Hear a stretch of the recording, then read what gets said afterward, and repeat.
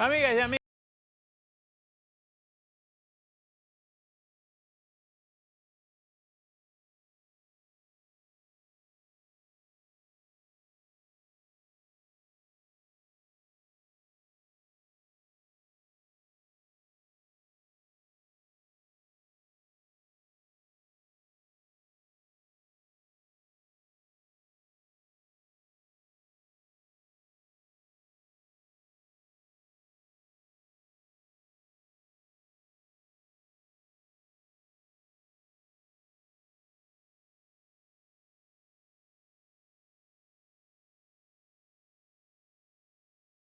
con Univisión.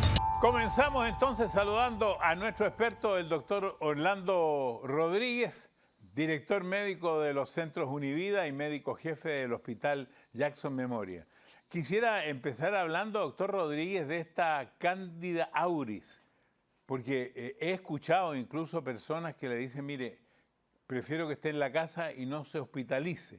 Bueno, Mario, la Cándida auris ha estado en las noticias últimamente y ha hecho un gran escándalo, ¿verdad? Y mucha preocupación. La Cándida auris es un tipo de hongo que potencialmente puede producir una enfermedad extremadamente grave, pero primeramente o primordialmente en pacientes que estén hospitalizados y en todos aquellos pacientes que tengan enfermedades de tipo grave o que en las cuales el sistema inmunitario pues esté comprometido. ¿Y esto es nuevo? ¿Esto es algo que no existía? Bueno, Mario, la Cándida auris se diagnosticó, se identificó por primera vez en el año 2009 en Japón y luego en los Estados Unidos el primer caso se identifica en el 2016. Es decir, no es algo nuevo, lleva varios años, sin embargo ahora ha progresado, se ha identificado en muchos más casos y por eso es que lo estamos oyendo en las noticias. Y parece que el porcentaje de mortalidad es alto. Bueno, como hablando de estadísticas, tenemos que tener mucho cuidado en la interpretación de ese porcentaje. Claro, cada infección por hongo o infección micótica, cuando está en el torrente sanguíneo conocido como una fungemia o una candidemia, lleva un porcentaje de mortalidad bien alto, de un 30 a un 60%. Sin embargo, los pacientes que tienen Cándida auris, solamente un porcentaje bien pequeño de esos pacientes desarrollan esta fungemia o este tipo de infección en el torrente sanguíneo. Es decir, cuando hablamos del 60%, estamos hablando de que si existen 1000 pacientes en los cuales se ha detectado esta infección, este organismo, solamente 16 de ellos van a tener, ¿verdad?, la infección en el torrente sanguíneo. De eso, el 60% va a fallecer. O sea, porque yo tengo entendido de que nosotros convivimos con muchos hongos. Claro que sí, nosotros convivimos con muchísimos hongos, sin embargo, como nosotros tenemos un sistema inmunitario, que es un sistema bueno, que es un sistema normal, pues nos protege de que esa enfermedad, de que ese hongo, pues entre a nuestro torrente sanguíneo y que cause infección. Cuando hay una debilidad en ese sistema inmunitario, pues entonces usted puede que desarrolle todos los síntomas de esa enfermedad. Porque como yo soy el paciente cero, hasta hace poco yo tenía un hongo. Y el médico me dio unas tabletas para ese hongo y además me dio un talco para ese hongo. O sea, a uno le van apareciendo hongos en la vida. Bueno, existen diferentes tipos de hongo, ¿verdad? El hongo de que estamos hablando se llama una cándida. El hongo de que usted está hablando probablemente sea una tinea ungus o una tinea corporal, es decir, una infección de la piel o de la uña. Ese tipo de hongo no tiende a infectarnos en el torrente sanguíneo y por lo tanto no se convierte en una infección grave. Vamos con las inquietudes de la gente. Aquí tengo a Patricia. Adelante, Patricia. Hola, soy Patricia Blum y vivo en Santiago de Chile y quería saber cómo se contagia el hongo llamado Cándida auris. ¿Cómo se contagia? Muchas gracias, Patricia. Es una pregunta extremadamente importante porque esto no es un tipo de hongo que se contagia por el aire ni nada por el estilo. Esto es un tipo de hongo, organismo que uno lo contrae por el contacto directo con una persona que esté colonizada o que esté infectada o tocando cualquier objeto que esté infectado con este tipo de hongo.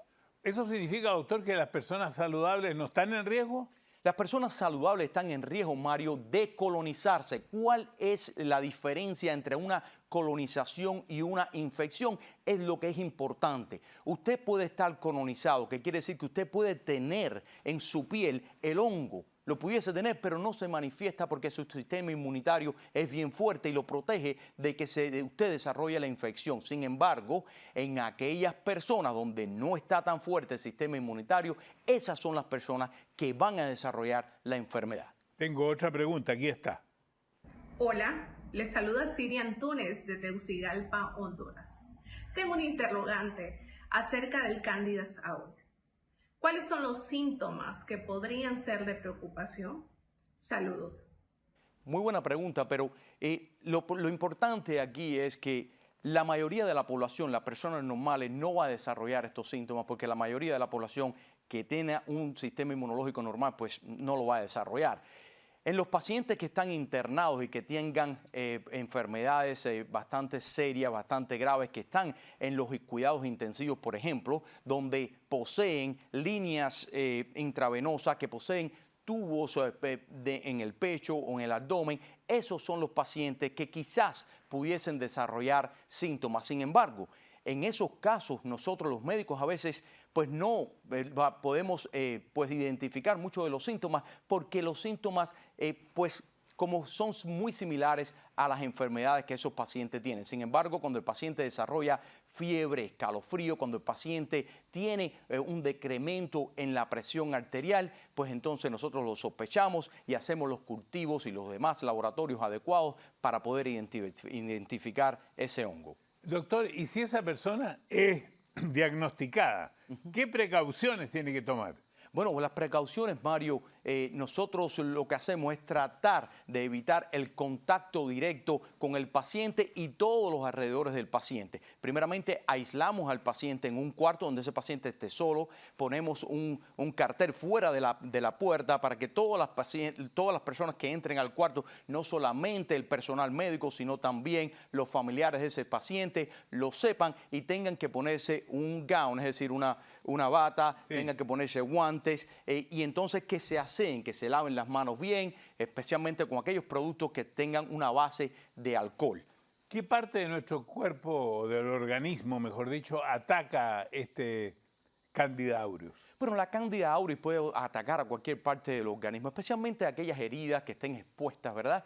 Pues coloniza esas heridas, también puede atacar el tracto urinario, puede atacar cualquier otro tipo de parte de nuestro cuerpo, especialmente en la parte de la sangre, si el paciente tiene cualquier tipo de catéter dentro de su cuerpo que ha roto esa barrera protectora que se llama la piel.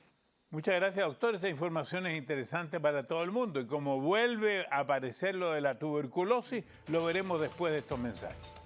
Ya estamos de regreso en Salud es Vida con Univida. Vamos a hablar de la tuberculosis. Doctor, todos creíamos que esto de la tuberculosis se había terminado y vuelvo a escuchar de la tuberculosis. Claro que sí, Mario. Bueno, pensamos que se había terminado porque vivimos afortunadamente en un país donde la tuberculosis ha estado bajo un muy buen control durante los últimos 100 años, pero desgraciadamente ahora pues hemos visto que ha ido en incremento. ¿Y por qué será este incremento? Bueno, Mario, yo creo que el incremento viene dado producto a raíz del COVID-19, cuando empezó en el 2020 todas estas infecciones que se tenían que ir a los hospitales. Los pacientes a veces no iban a sus médicos, los pacientes no eran diagnosticados con la tuberculosis, los pacientes no eran tratados adecuadamente por la tuberculosis. Entonces hubo una demora producto del COVID en todo este tiempo de que uno podía ser diagnosticado o tratado y por eso ahora estamos viendo las secuelas de lo que pasó.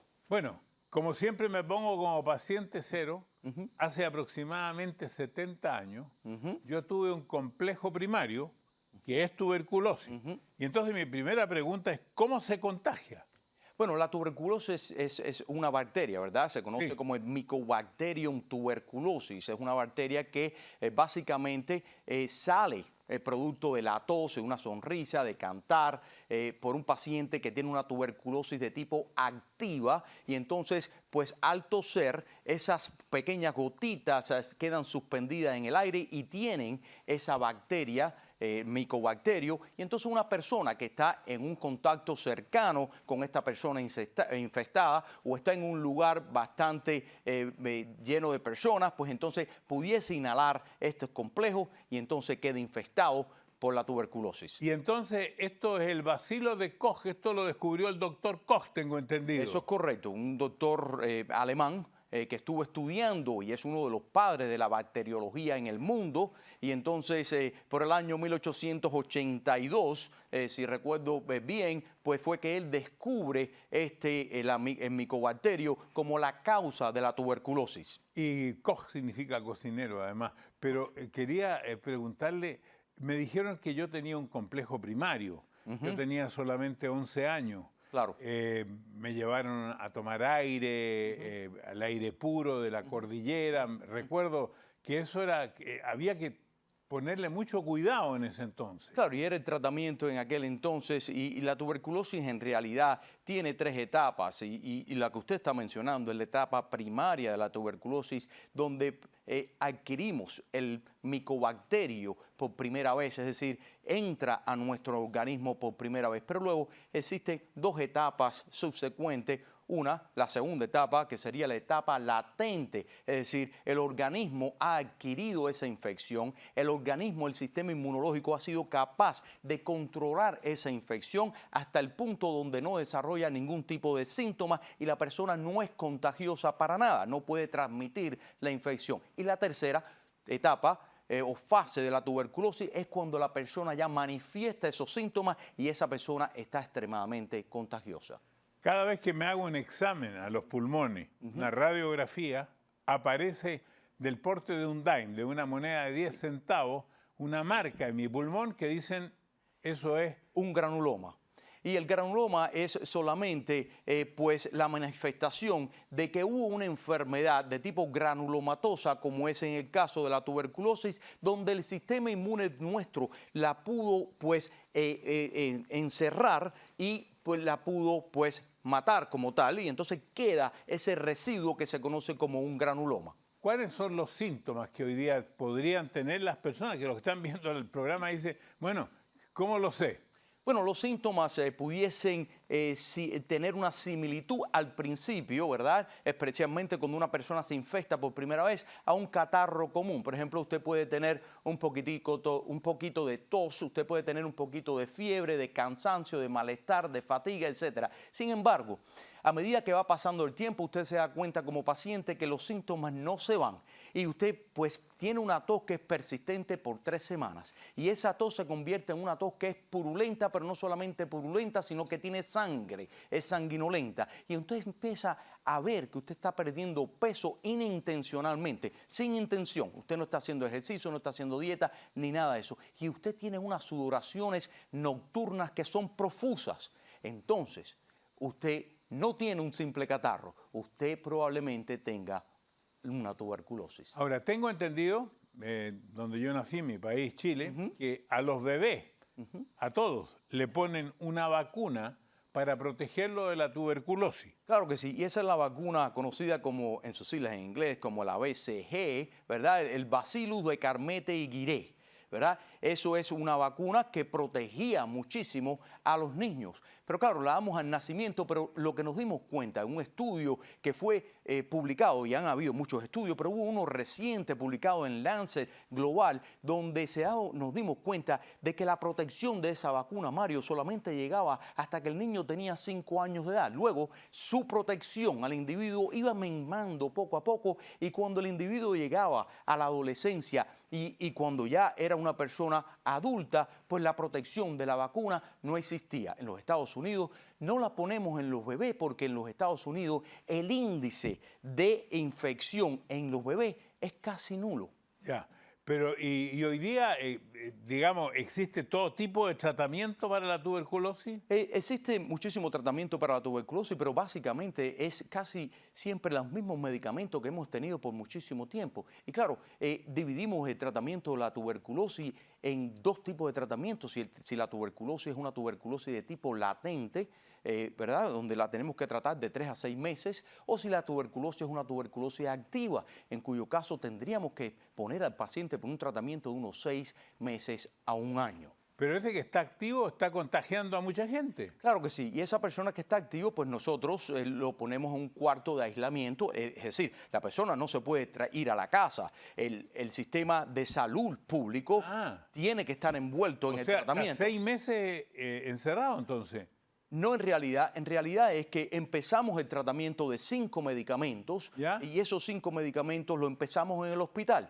Luego que el paciente lleva más o menos una semana, 10 días con ese tratamiento, le vamos haciendo los esputos, unos cultivos del esputo, y cuando vemos que la carga de la bacteria ha disminuido significativamente, es decir, el paciente ya no tiene el micobacterio en el esputo, entonces ese es el momento en que el paciente va a ir a la casa y va a tener un seguimiento por el Departamento Local de Salud hasta que el paciente culmine el tratamiento. Entonces, ¿no es mortal la tuberculosis hoy? La tuberculosis en realidad es una enfermedad que pudiese ser mortal. En realidad, en el 2021 se reportaron 1.6 millones de muertes en el mundo debido a la tuberculosis. No lo vemos en nuestro país porque tenemos los recursos de diagnosticar a tiempo y de poder tratar a estos pacientes con los medicamentos que tenemos a nuestro alcance. Doctor, tengo una pregunta de Tegucigalpa, se la voy a hacer después de estos mensajes.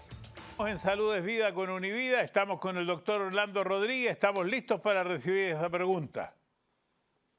Hola, soy Ibe Ortiz, de Tegucigalpa, Honduras. Mi pregunta es, ¿las personas con tuberculosis siempre tendrán la enfermedad latente? Bueno, eso es muy buena pregunta, pero la realidad es que una vez que la tuberculosis se trata, pues técnicamente usted está curada y no debería de tener una enfermedad latente. Nos referimos a una enfermedad latente cuando tenemos el organismo dentro de nuestro cuerpo, pero el organismo no está llevando a que la persona tenga síntomas. Pero una vez que está tratada, curada, no debería de tener el micobacterio. Ahora, doctor, yo hablaba que yo tengo un granuloma, pero ¿qué otras consecuencias puede tener la tuberculosis en los pulmones de las personas? Bueno, Mario, puede tener unas consecuencias que son devastadoras para las personas, ¿verdad? Es una destrucción total del parénquima del órgano conocido como el pulmón. ¿Por qué? Porque no es solamente el micobacterio lo que lo causa, sino que hay una respuesta del sistema autoinmune que destruye el parénquima, el órgano, el tejido del pulmón como tal. En realidad, hoy en día, pues hemos tratado de incluir medicamentos nuevos en el tratamiento de la tuberculosis que regula la respuesta del sistema inmunológico para disminuir un poco esa respuesta que no sea tan severa y que no cause tanto daño al pulmón. Ahora, tengo entendido que no solamente ataca la tuberculosis los pulmones, también puede atacar otros órganos del cuerpo. Sí, desgraciadamente la tuberculosis se puede convertir en una enfermedad sistémica. Puede atacar los riñones, puede atacar el hígado, puede causar meningitis, le puede atacar los vasos linfáticos, puede atacar la piel y encima de eso puede entrar en su torrente sanguíneo, convirtiéndose en una enfermedad que se conoce como la tuberculosis miliar o tuberculosis miliaria, donde ya una vez que está en el torrente sanguíneo se convierte en una enfermedad extremadamente grave y peligrosa. Veo que usted es un especialista en esto de la tuberculosis, me contaba en los comerciales que usted trabajó en la época que existía mucha gente con SIDA y la mayoría de ellos tenían tuberculosis. Muchísimos de ellos, Mario, estaban infectados con la tuberculosis porque lo que pasa es que muchos de nosotros, especialmente aquellos que venimos de países tercermundistas acá a los Estados Unidos y pasamos buena parte de nuestra vida, tenemos la enfermedad latente en nosotros, muchos de nosotros, y cuando el sistema inmunológico nuestro baja, pues la enfermedad florece. Y en el caso de los pacientes con el HIV, donde el sistema inmunológico estaba muy bajo, en esos pacientes, pues entonces la enfermedad florecía. Bueno, me parece que esta enfermedad hay que ponerle atención, tiene que tener uno cuidado con ella, porque tengo entendido que en el mundo, durante 200 años, hubo una peste que se llamó la peste blanca. La peste blanca, eso es correcto, Mar. Sí. Y esa peste blanca debe haber causado muchas muertes en épocas en que no había todo esto que existe hoy día de Muchísimas. avance en la medicina. Muchísimas muertes, especialmente en Europa, en los Estados Unidos. Veíamos que pacientes morían porque no existía este tipo, número uno, en aquel entonces pues no lo habíamos ni identificado. En un momento donde lo pudimos identificar por el doctor Koch, que afortunadamente la pudo identificar para poder posteriormente pues llegar a desarrollar las técnicas y los medicamentos que pudiesen tratar esta enfermedad. Su teoría dice que después de la pandemia que tuvimos, ¿verdad? Empezaron a aparecer más casos. ¿Estos casos tienen que ver con la edad o son casos que van en cualquier rango de edad? Bueno, Mario, estos son casos que van en cualquier rango de edad. Y creo que empezaron a aparecer por eso mismo, porque hubo una pequeña demora en este periodo de 2 años, donde la gente no tenía acceso tan fácilmente a los sistemas de salud, no tenía acceso a los medicamentos, o por una razón u otra se quedaban en su casa y algunos no se trataban. Ahora, tengo entendido que la tuberculosis es una de las primeras enfermedades humanas de las que se tiene conciencia. O sea, el ser humano se vio atacado siempre por este bacilo de Koch. Y claro que sí, y se vio atacado de una manera bastante grave, muchísimas vidas se perdieron, desgraciadamente, pero hoy en día somos afortunados, especialmente en este país, que tenemos los medios para poderla tratar eficientemente. La gente que está escuchando siempre dice, ¿cómo me protejo? ¿Cómo trato de que esto no me toque a mí? Digamos, no es en este momento una pandemia, pero sí es una enfermedad en alza, así se podría llamar. Sí, bueno, tenemos que tener mucho cuidado porque tampoco queremos causar un pánico ni nada por el estilo, ¿verdad? Claro. Yo creo que cualquier persona debe de protegerse de cualquier tipo de enfermedad, ¿verdad? Es una enfermedad que se transmite por partículas que están en el aire, que contienen la enfermedad como tal, y usted la puede inhalar. Sin embargo, practicando estas técnicas de el distanciamiento social, estas técnicas de protección, quizás con una mascarilla, de lavarse las manos, toda esa serie de cosas, yo creo que pudiesen evitar el contagio de la tuberculosis. Hay una palabra que debe ser una de las palabras más largas en español, la farmacoresistencia, que es una sola palabra. ¿Qué significa eso? ¿Qué tiene que ver con la tuberculosis? Sí, bueno, muy importante, Mario, porque desgraciadamente en los últimos años y quizás a resultado del uso indiscriminado de antibióticos, pues hemos visto que algunos de estos micobacterios han mutado y han adquirido resistencia a muchos de los medicamentos que tenemos hoy en día, lo que conlleva a que sea mucho más difícil tratar a este tipo de bacteria que tiene la resistencia a los antibióticos. No sé si usted tiene una experiencia al respecto, pero hoy día una persona contagiada con tuberculosis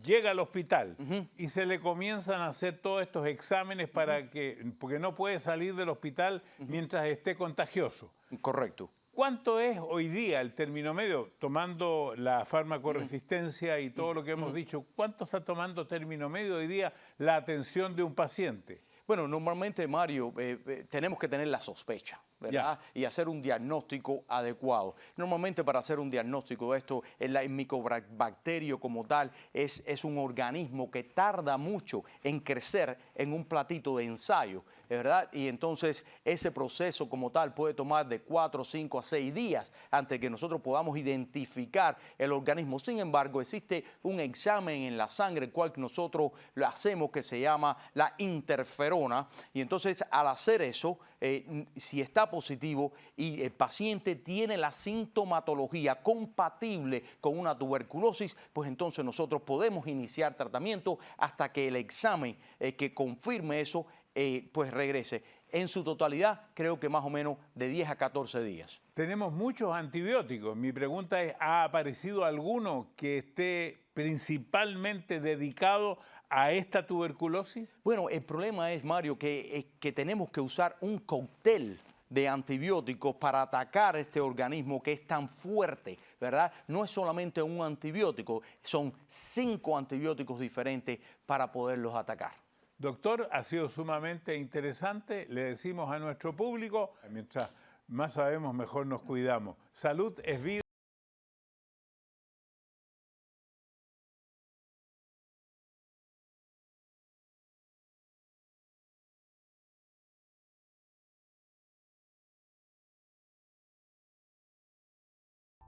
Espero que le haya gustado el video. Suscríbase aquí a mi canal, llame a sus amigos para que se suscriban aquí también y dele a la campanita. Y le recomiendo que siga viendo mi video porque tengo muchos videos, siga aquí.